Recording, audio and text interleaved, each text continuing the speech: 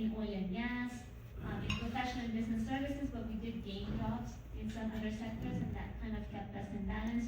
The U.S. did really similar to what Texas did in terms of employment growth, so we didn't see much employment growth in the U.S.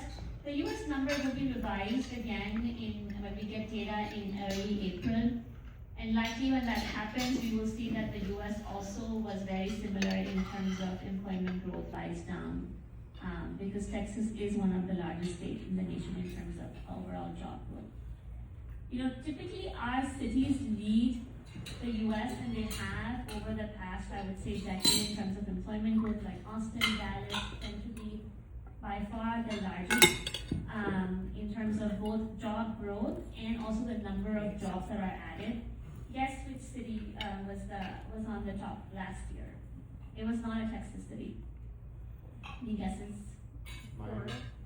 Washington. No, Washington can't be because of the government shutdown and the government layoffs.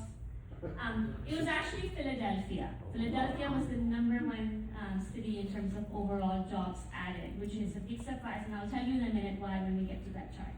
So this chart is plotting now output growth for the U.S., which is GDP, which is again one measure of the economy. One activity in the U.S. has increased in the course of the last few years. A lot of that, as I hear, I can't certainly say so is the case, is probably because of the revolutionization of AI, the new stuff that we're seeing come up in terms of technology. And so that's driving some of the output growth. By some measures, productivity is about 2.5%, which is why you see 2.5% output growth, but zero job growth. And that's probably two measures here. I have the U3, which is the headline unemployment rate. That's the unemployment rate that you hear getting reported in the media, which is basically, it's 4.4% for the US, 4.3 for Texas. We started the year at 4.1, so in January of 25, our unemployment rate in Texas was 4.1. We ended the year at 4.3. Not really much in terms of, not a meaningful change. The US was very similar when the unemployment rate went up maybe 0.3 percentage points, so not much movement there. And this is despite not adding any jobs. Where we did see a pickup is in the U6 measure, which is like the lines, the second set of lines which are higher. And that's a much more broader measure of unemployment. And it just includes not just those who are unemployed, but it also includes those who are employed only part-time, which means they're looking for a full-time job, but they can only find part-time work. And it also includes those people who are discouraged workers, which are people who would want to work but can't find work and have given up, and so they're not looking. And so when you add all of those people in, the unemployment rate did tick up a little bit more than what the headline measures show us. So if you look under the hood, we did see some more slack in the labor market. Another thing to point out here is most of the increases that we saw that happened in the unemployment rate, or not, maybe not most, but a good chunk of it came from the younger workers. So those who already had a job held on to their job unless you were in high tech or in the energy sector or maybe some other professional and business services sector. It was where our natural increase does not match our, if you look at our birth and death rate, we're pretty much kind of flat there. A lot of our population growth actually comes straight from immigration. And that's been cut off in the last year and a half. So you can see back in 23 and 24, there was a lot of people entered the United States in 22, 23, 24. That gave us a big boost, especially to states like Texas, which are along the border, where a lot of the entrants coming from. Similarly, is the case for California or Arizona, and to some degree Florida as well. And so we saw a big boom in terms of migration numbers. These are numbers, not just, and then we did see a drop off. You can see the number in 25 was half of 24. And then we don't have numbers for 26, but this is our forecast. We expect that number will again be half for 26 compared to where we were in 2025. Now, because a lot of our population growth comes from immigration. Cutting that supply off means we will not see as strong job growth as we typically do. Typically, Texas tends to add jobs at a 2% annual pace, a mortgage locked in 2.5 or 3%. Because insurance costs have gone up. How much have they gone up? They've gone up 58% from 2019 to 2024, which is much higher than what we see the national. It's actually double the national average increase. Florida obviously has seen a lot more, but we are one of the states in terms of the highest percentage increase in insurance costs. Why? As you probably know, we get everything. We get the tornadoes, the hurricanes, the hail damage, and so all of that leads to higher insurance costs.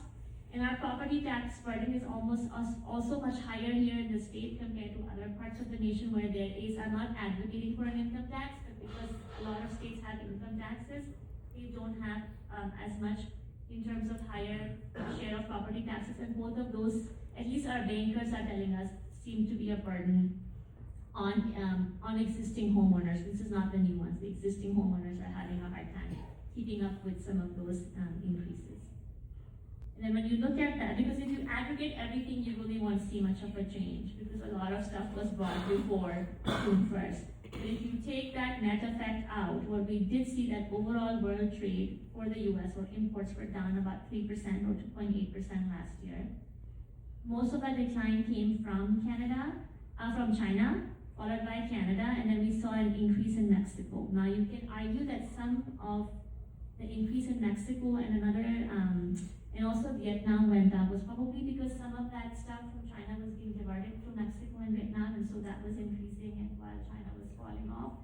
But in any terms, overall the net effect was we did import a little bit less, but not that much less from the world. And so I think that the numbers came out earlier this week in terms of our revenue collections, and we didn't really see much of a effect in the US in terms of our trade deficit. How that cost is, where does that cost reside? Sometimes firms will eat up the importer will eat up that cost.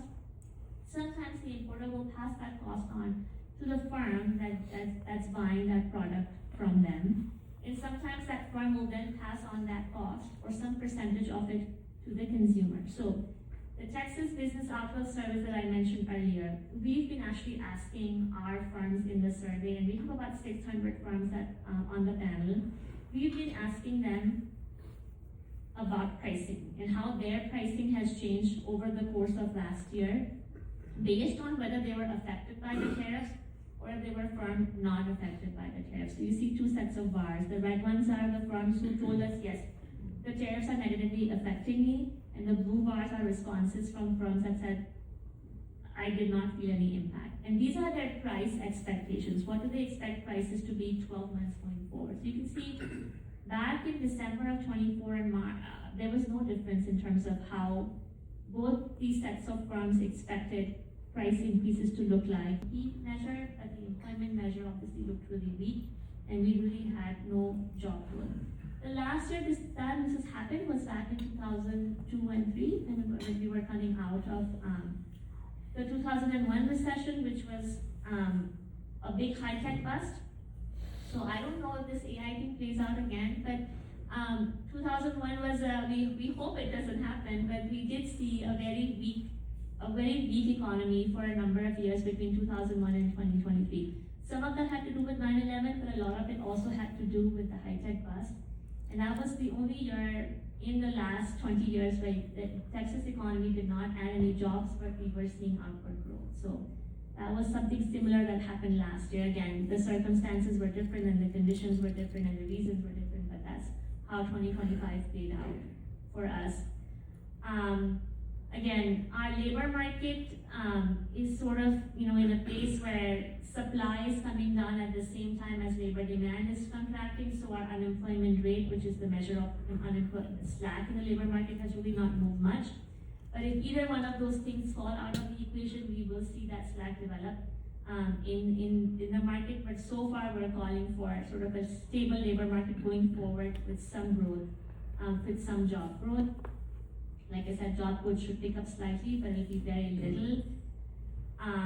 again, on the demand side, some of the productivity gains, some of the uncertainty suppressing demand. On the supply side is the immigration piece that's holding back labor supply, and that has an impact on job growth. We should see a boost from the AI boom, the data centers that are being built. Eventually, that should have a positive impact for us, especially we're seeing it in the construction jobs piece. The OBBA tax provisions again will have an impact. But then we will, if we have low oil prices the way we do and residential construction continues to suffer, that will offset some of the positives that we see coming from the data center construction and the OBBA tax provisions. Again, the FIFA World Cup should be a boost.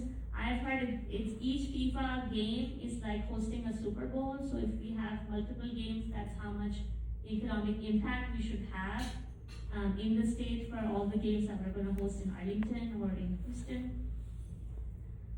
And then again, like I said, the safety net cuts are something that we are watching just to see how it impacts the lower income households in this given year, because their ability to spend on healthcare and education, those are important, those are really like that. That's human capital. We build stuff with education and healthcare. So if those things go away, how does that impact us going forward? So I'm going to pause there, and I believe I can take a few questions.